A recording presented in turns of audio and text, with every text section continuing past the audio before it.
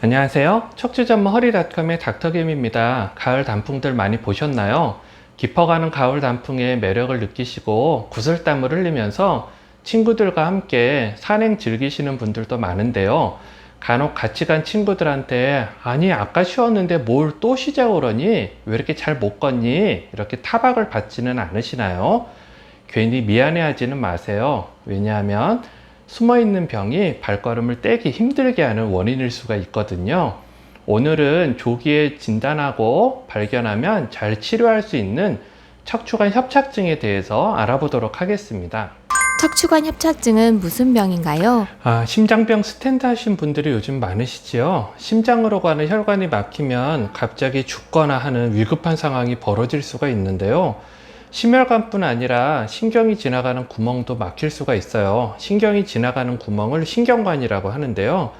척추에 신경다발이 지나가는 그 신경구멍이 막히는 것을 척추관 협착증이라고 부릅니다. 심장혈관은 우리가 과도한 지방이라든지 콜레스테롤에 의해서 잘 막히는데요.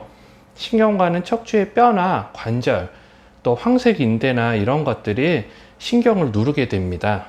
척추관 협착증의 주요 증상에는 무엇이 있나요? 초기에는 허리나 그 양 엉덩이 쪽으로 아주 그 둔한 통증을 느끼다가 증상이 심해지면서 일정 거리만 걷고 나면은 엉치, 허벅지, 뒷종아리가 아프고 저리고 시리고 힘이 없어서 쉬어야만 하는 그런 증상이 나타나게 됩니다.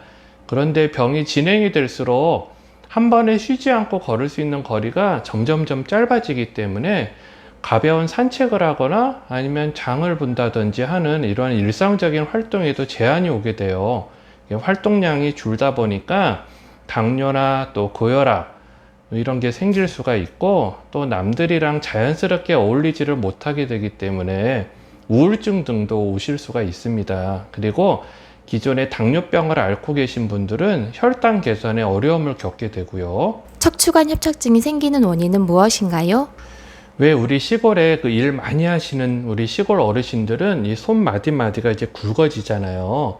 그렇듯이 허리도 반복적으로 쓰는 그런 힘든 일을 하거나 아니면은 쪼그려 앉아서 하는 일, 그리고 장기간 허리를 이제 구부리고 하는 일 등을 아주 오래 하다 보면은 척추가 무리를 받게 되면서 이게 살아가면서 척추관절도 굵어지게 돼요. 근데 문제는 우리가 이제 일을 많이 해서 손마디가 굵어지는 거는 그냥 보기만 좀 흉하다 뿐인데, 이게 척추관절은 굵어지게 되면은 그 바로 옆에 지나가는 척추 신경다발을 심하게 누르기 때문에 문제가 되지요. 척추관 협착증의 발생 빈도는 어떻게 되지요? 협착증은 40대에서 증상이 시작이 되는 경우가 대부분이고요. 50에서 60대 약 10% 정도가 척추관 협착증으로 일상에 불편을 겪는 것으로 알려져 있습니다. 실제로 저희 병원에서 프롤로 주사 치료라든지 아니면 시술이라든지 또는 수술 치료를 받는 환자의 한 80% 정도는 협착증이 주된 원인이 되는 것으로 나타나고 있어요. 근데 드물게는 젊으신 분들 중에도 키가 아주 크신 분들 있잖아요. 이런 분들은 선천적으로 척추관 협착증이 있는 경우가 있는데, 이게 어릴 때 이제 신경이 이제 옆으로도 자라고 신경관이 위로도 자라고 해야 되는데, 한 번에 갑자기 이제 키가 확 크신 경우에는 쭉 이제 대나무 자라듯이 키만 자라다 보니까 충분히 옆으로 신경관이 자라지를 못해서 신경관이 좀 좁게 그렇게 자라나는 그런 경우들도 있습니다. 척추관 협착증의 치료법에 대해 소개해 주세요. 우리가 수도관이 막히면은 처음에는 이제 뚫어펑도 써보고요. 또 꼬챙이도 쑤셔서 그 좁아진 수도관을 좀 넓혀보기도 하다가, 이게 자꾸 막힌다든지 너무 심하게 막히고 막 부식을 동반하게 되고 그렇게 돼서 곤란하게 되면은 막힌 수도관을 우리가 드러내고 새로 교체를 하지 않습니까? 그래서 척추관 협착증의 비수술 치료들은 이제 초기에 뚫어펑을 쓴다든지 꼬챙이로 쑤셔서 좀 넓혀본다든지 하는 거랑은 약간 비슷할 것 같아요. 간접적으로는 신경관을 넓히는 효과가 있습니다.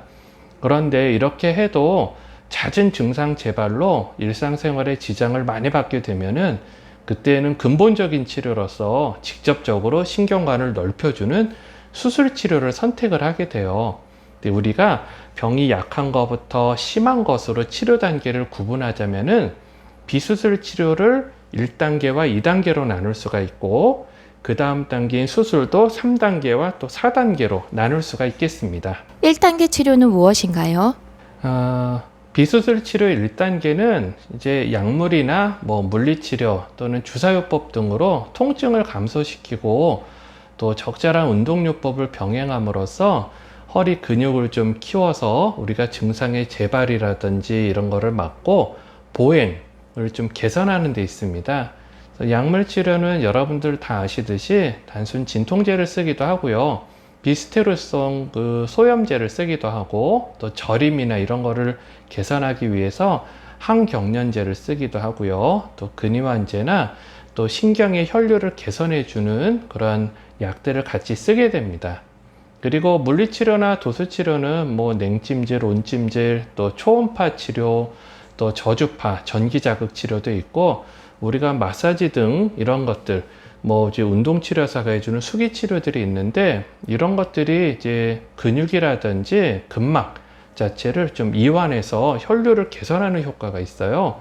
그래서 그런 것들이 통증을 또 없애기도 하고 근육 자체의 그런 생성이나 또 근육 자체를 좀 키우거나 근육을 좀 손상을 좀 치료하는 데에도 도움이 되기 때문이고요.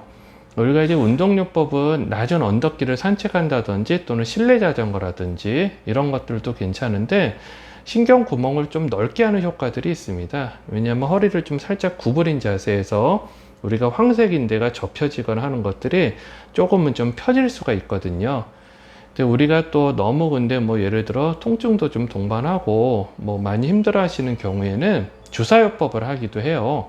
그래서 주사요법 중에는 신경치료라고도 하는 우리가 스테로이드성 치료를 하기도 하고 또 프롤러 치료, 허리 인대를 좀 튼튼하게 하는데 도움이 되는 이러한 또 비스테로이드성 치료를 하기도 합니다. 2단계 치료는 어떻게 하지요?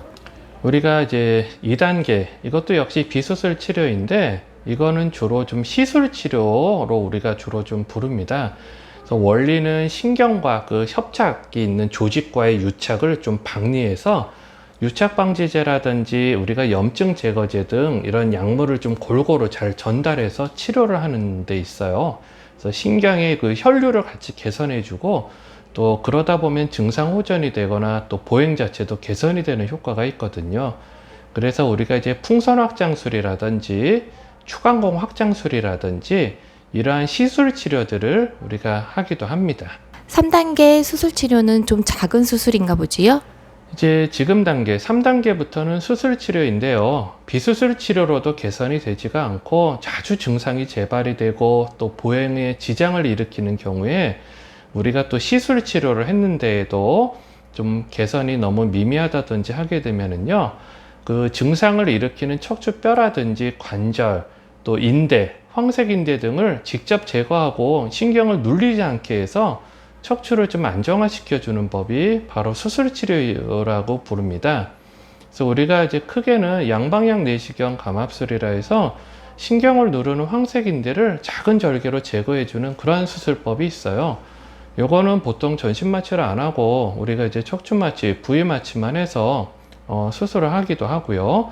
비교적 좀 작은 절개로 회복을 좀 빠르게 하는 그러한 이점이 있습니다. 4단계 수술 치료는 무엇이지요? 수술 치료의 4단계는 이거는 좀 그 최소 절개 유압술 또는 감압술이라고도 부르는데 우리가 신경을 누르고 있는 인대나 뼈만을 제거해서는 우리가 이제 좀 모자라는 경우들이 있습니다. 왜냐하면은 그 뼈 자체가 막 어그러지고 불안정성이 있고 한 경우에는 우리가 그 감압을 해주는 거, 신경을 좀 풀어주는 거 플러스 기능을 못하는 그런 디스크를 다 제거해주고 그 척추뼈가 붙도록 우리가 그 딱딱한 나사못을 이용하고 또 인공뼈를 이용해서 고정시켜서 척추를 안정화시켜주는 그러한 수술법이 필요한데요.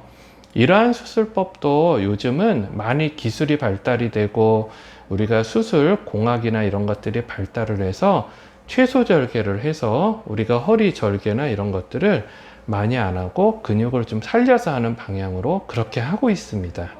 척추관 협착증을 예방하려면 어떻게 해야 하나요? 우리가 일상생활에서 좋은 자세를 취해서 이제 허리에 작용하는 스트레스를 줄이는 것이 기본 원리인데요. 실제 생활에서는 우리가 좋은 자세만으로 생활을 꼭 할 수 없는 경우들이 많이 있지 않습니까? 그래서 뭘 하지 마라, 뭐 하지 마라, 일하지 말라고 하면 우리가 어떻게 먹고 살아요, 그렇죠? 이러한 수동적인 예방보다는 적극적으로 허리를 이제 강화를 해서 나쁜 자세라 할지라도 우리의 허리 관절들이 견뎌내고 그러한 충격 또는 인대가 커진다든지 두꺼워진다든지 뼈가 커진다든지 이러한 부작용을 또 척추의 협착증을 좀 예방하고 그런 것들을 해소할 수 있는 그런 능동적인 예방이 필요해요. 그래서 허리를 튼튼하게 만들면은 어쩔 수 없이 우리가 또 한동안은 나쁜 자세로 일하거나 무리를 하더라도 그것에 견딜 수 있는 저항력이 생기거든요. 그래서 우리가 권장하는 운동으로는 수영이 있습니다. 수영은 우리가 부력을 이용하기 때문에 근육이 약하신 분들이 척추관절에 무리가 가지 않게 근력을 키울 수 있는 이점이 있고요. 또 척추를 지지해주는 그 4개의 근육다발이 있거든요. 그것을 다 함께 동시에 자극을 해서 이제 키워주는 효과가 있기 때문이에요. 그리고 만약에 초기 협착이라고 한다면은 자전거를 탄다든지 아니면 낮은 산, 좀 너무 가파르지 않은 낮은 언덕을 걷는 것도 도움이 됩니다. 왜냐하면은 해부학적으로 허리를 약간 구부린 자세에서는 그 신경구멍을 덮고 있는 황색인대가 좀 펴지거든요. 그래서 신경구멍을 넓게 해주기 때문에 우리가 운동량을 유지하면서 근육을 키울 수가 있기 때문이에요. 그리고 또 뼈 건강도 우리가 젊게 유지를 해야 하는데 이것에는 물론 규칙적인 운동을 해야 되겠고 체중이 너무 늘지 않도록 그리고 금연, 금주 또 규칙적으로 우리가 골밀도를 체크해 보는 이제 그런 것들이 있겠습니다. 척추관 협착증의 악화를 막기 위해 주의해야 할 것이 있나요? 이게 또 너무 오랫동안 심하게 신경이 눌리다 보면은 척추 신경 다발에 일종의 흉터가 남을 수가 있어요. 그러니까 신경의 혈류가 너무 안 가다 보면은 신경막 자체가 아주 창백해지면서 좀 혈류나 이런 것들이 영구히 좀 차단이 되는 경우가 있거든요. 다 개통이 됐는데도 수술이 잘 되었음에도 수술 후에 감각이 막 먹먹하고 마비가 있다든지 운동신경의 마비가 좋아지지 않는 경우들이 있기 때문에 무언가 좀 마비를 동반한 협착이 있는 경우에는 다리의 마비가 가볍다고 해서 또는 수술이 막 무섭다고 해서 침술이나 또는 척추교정 또는 민간요법으로 시간을 낭비하지 않도록 해야 합니다. 그래서 꼭 전문의와 상의를 하시고 본인의 그 처지와 또 본인의 상태와 그런 본인의 진단에 맞는 그러한 치료들을 좀 받으셨으면 좋겠습니다. 어떻게 여러분 척추관 협착증에 대해서 좀 정리가 되셨습니까? 치료를 잘 해서 우리가 잘 건강한 노년을 또 맞이하고 활기찬 일상생활을 하셨으면 좋겠습니다. 이상 척추전문 허리닷컴의 닥터김이었고요. 내용이 유익하셨다면 좋아요, 구독, 알림 설정 부탁드리겠습니다. 감사합니다.